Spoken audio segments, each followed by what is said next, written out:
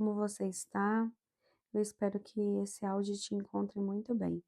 Vamos para a nossa leitura de hoje, dia 243 de 365 dias.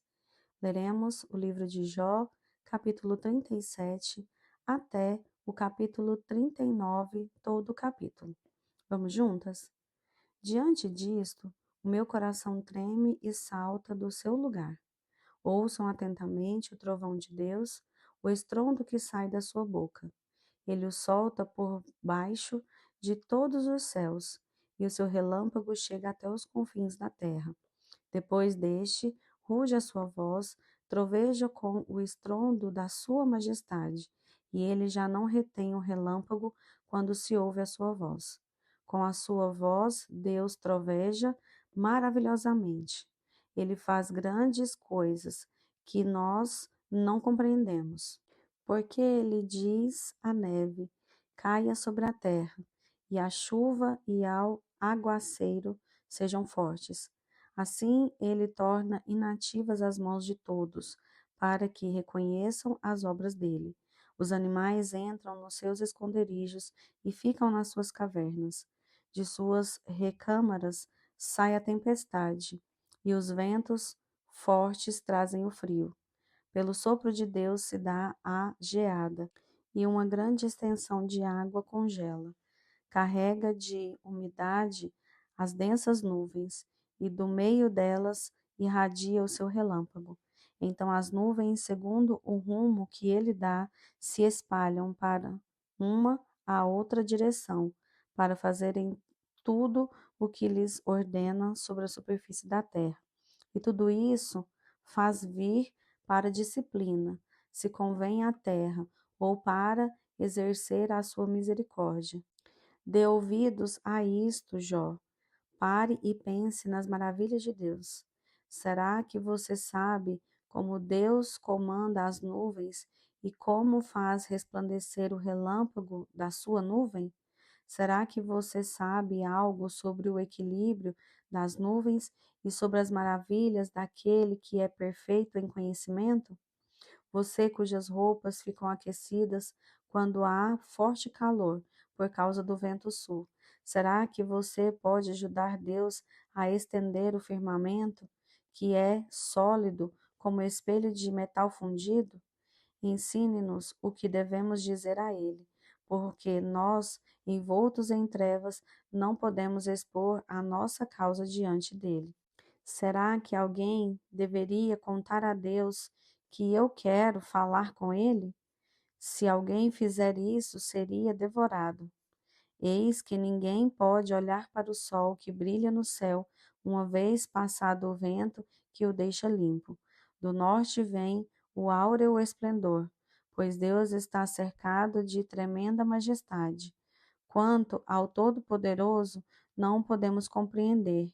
Ele é grande em poder, porém não perverte o juízo e a plenitude da justiça. Por isso as pessoas o temem. Ele não olha para os que se julgam sábios. Então, do meio de um redemoinho, o Senhor respondeu a Jó e disse: quem é este que obscurece os meus planos com palavras sem conhecimento? Cinja os lombos como homem, pois eu lhe farei perguntas e você me responderá. Onde você estava quando eu lancei os fundamentos da terra? Responda, se você tem entendimento. Quem determinou as medidas da terra, se é que você o sabe? Ou quem estendeu sobre ela uma linha de medir?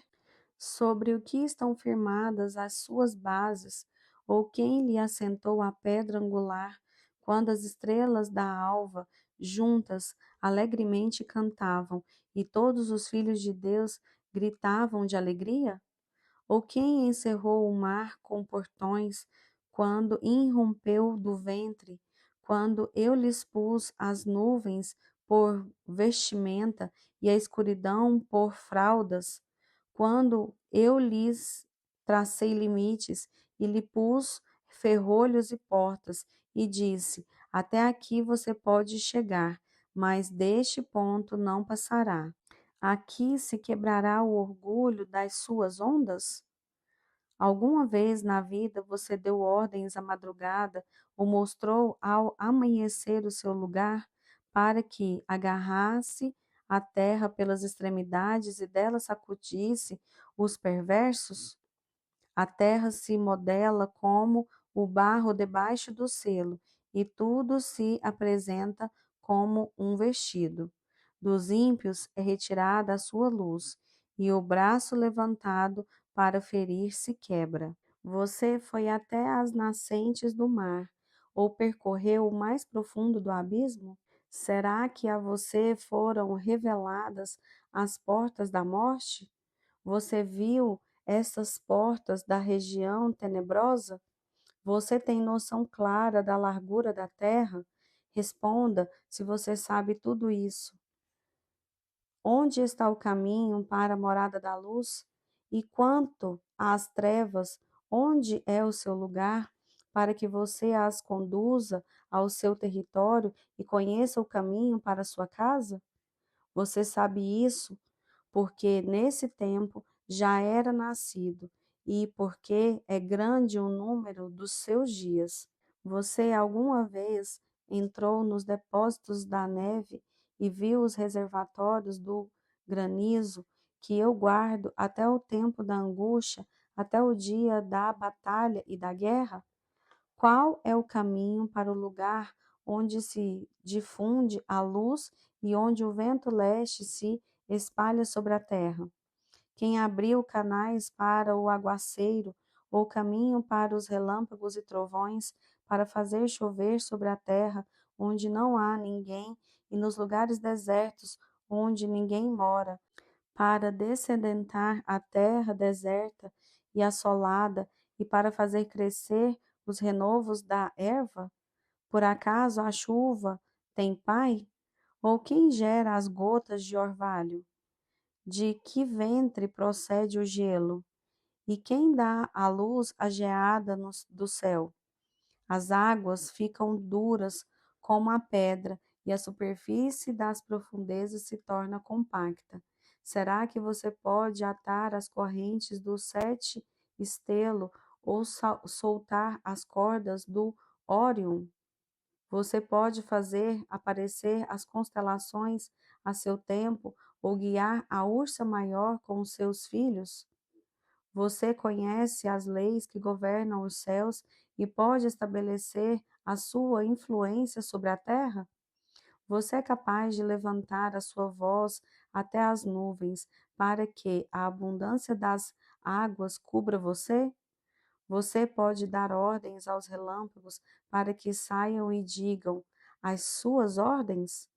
Quem pôs sabedoria no coração ou deu entendimento à mente? Quem pode numerar com sabedoria as nuvens? Ou os cântaros dos céus?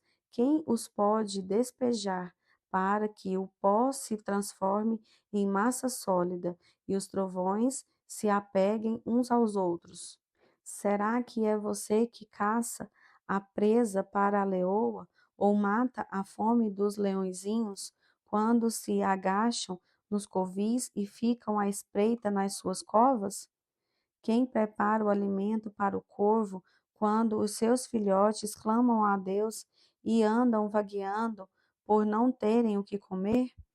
Você sabe o tempo em que as cabras montenses têm os filhos ou cuidou das corças quando dão suas crias?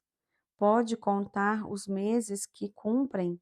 Ou sabe o tempo do seu parto? Elas se curvam para terem seus filhos e lançam de si as suas dores. Seus filhos se tornam robustos, crescem no campo aberto, saem e nunca mais voltam para elas. Quem pôs em liberdade o jumento selvagem? Quem soltou as suas cordas? Eu lhe dei o deserto por casa e a terra salgada por morada. Ele se ri do túmulo da cidade, não ouve os gritos do guia. Os montes são o lugar do seu pasto e anda à procura de tudo o que está verde. Será que o boi selvagem aceita trabalhar para você? Será que ele passará a noite junto da sua manjedoura? Por acaso você consegue prendê-lo ao arado com cordas? Ou irá ele atrás de você para desfazer os torrões nos campos do vale? Você vai confiar nele por causa da grande força que ele tem, ou deixará o seu trabalho por conta dele? Você acredita que ele trará para casa o que você semeou e o recolherá na sua eira? A avestruz bate alegre as asas, como se tivesse asas e plumagem de cegonha. Ela põe os seus ovos no chão e deixa que sejam chocados na areia, e se esquece de que algum pé os pode esmagar, ou de que os animais do campo podem pisá-los. Trata com dureza os seus filhos, como se não fossem seus. Embora seja em vão o seu trabalho, ela está tranquila, porque Deus lhe negou sabedoria e não lhe deu entendimento. Mas quando de um salto se levanta para correr, ri do cavalo e do cavalheiro. Por acaso foi você quem deu força ao cavalo ou revestiu o seu pescoço de crisnas? É você quem o faz pular como gafanhoto? Terrível é o fogoso respirar das suas ventas. Escarva no vale, satisfeito com a sua força, e sai ao encontro dos inimigos. Zomba do medo e não se espanta, não recua por causa da espada. Sobre ele balança a aljava, cintila a lança e o dardo.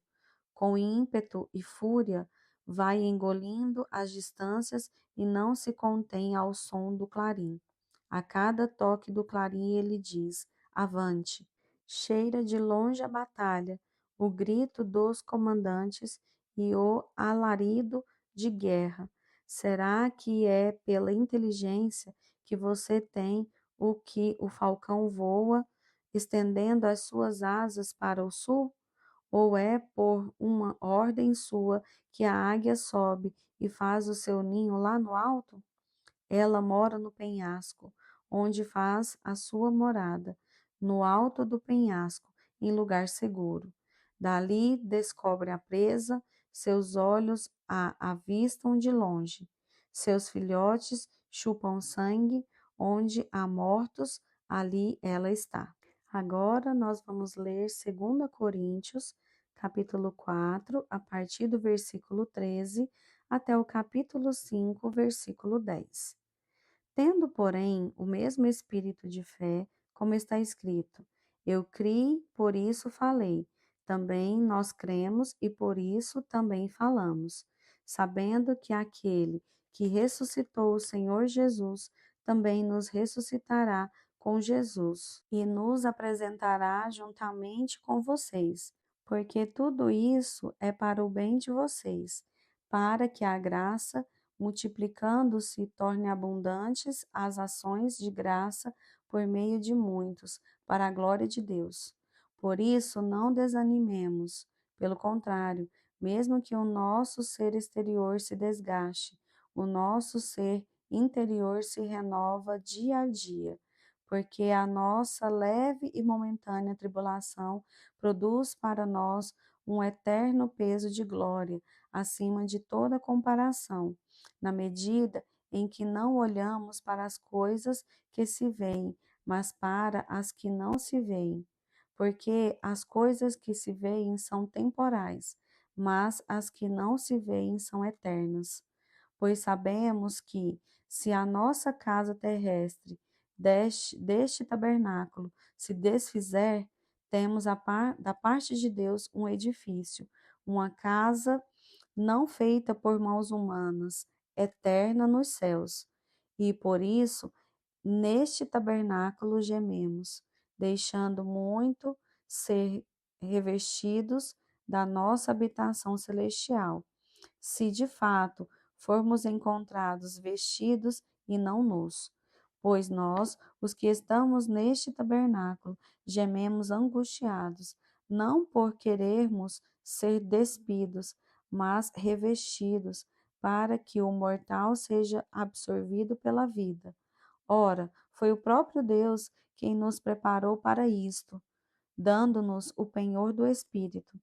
Por isso, temos sempre confiança e sabemos que, enquanto no corpo estamos ausentes do Senhor, porque andamos por fé e não pelo que vemos. Sim, temos tal confiança e preferimos deixar o corpo e habitar com o Senhor. É por isso que também nos esforçamos para ser agradáveis a Ele, quer presentes, quer ausentes, porque é necessário que todos nós compareçamos diante do tribunal de Cristo, para que cada um receba segundo o bem ou o mal que tiver feito por meio do corpo. Agora vamos ler Salmos 44, a partir do versículo 9 até o versículo 26. Agora, porém, tu nos rejeitaste e nos expuseste à vergonha, e já não acompanhas os nossos exércitos. Tu nos fazes bater em retirada diante dos nossos inimigos, e os que nos odeiam nos tomam por seu despojo. Entregaste-nos como ovelhas para o matadouro, e nos espalhaste entre as nações. Vendes por nada o teu povo, e não tens lucro com a sua venda.